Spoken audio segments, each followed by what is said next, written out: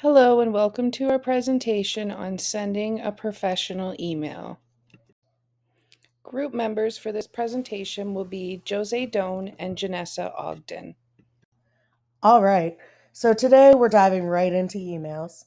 Not the boring, I have a million unread emails kind, but the professional kind.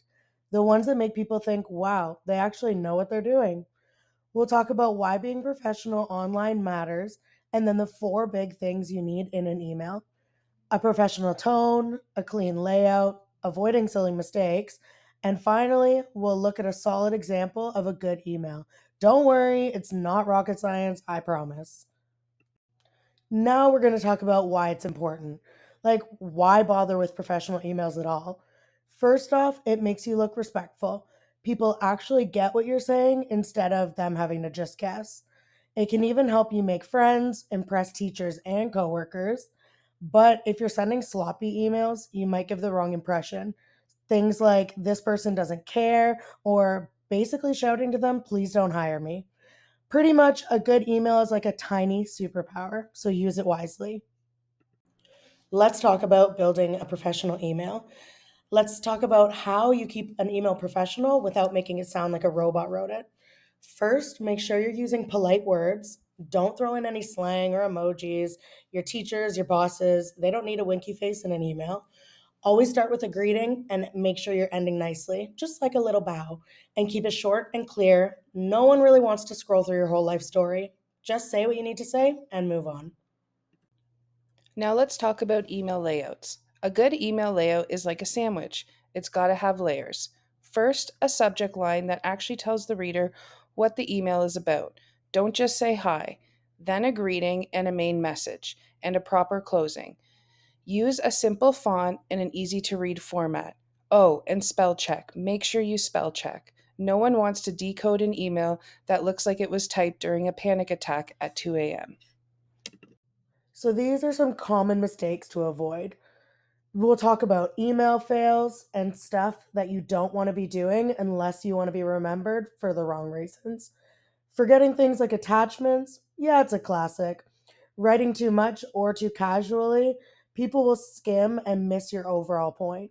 If you just hit reply all by accident, instant freak out, am I right? And sending without reading it, big no no, you don't want to be doing that. Basically, just make sure you double check before you hit send, or you'll look like a total mess. And we don't want that. All right, so here's a quick example of a good email. The subject line is clear, extension request, there's a polite greeting, short and to the point. I hope this finds you well. And then your name at the end. See, simple, polite, easy to read. This is the kind of email that makes someone think, oh, I could actually work with this person. Short, sweet, no drama. So now we're going to look at two email examples. On the left, Janessa has sent her professor Chantel an email addressing her name in the subject line, expressing exactly what she's looking for. She has a paragraph explaining to the point, and she has ended with a nice message, her name, her school of study, and her student ID. And to the right is a very unprofessional email. Janessa is subject line is saying what's up. She's kind of saying like, hey, yeah. She's not really getting to the point, and she's more talking to her with like a friendship, and it's very unprofessional. And the likelihood of her getting that extension is very slim. A few quick tips before you become an email ninja. Read your emails out loud. It helps catch mistakes your eyes might miss.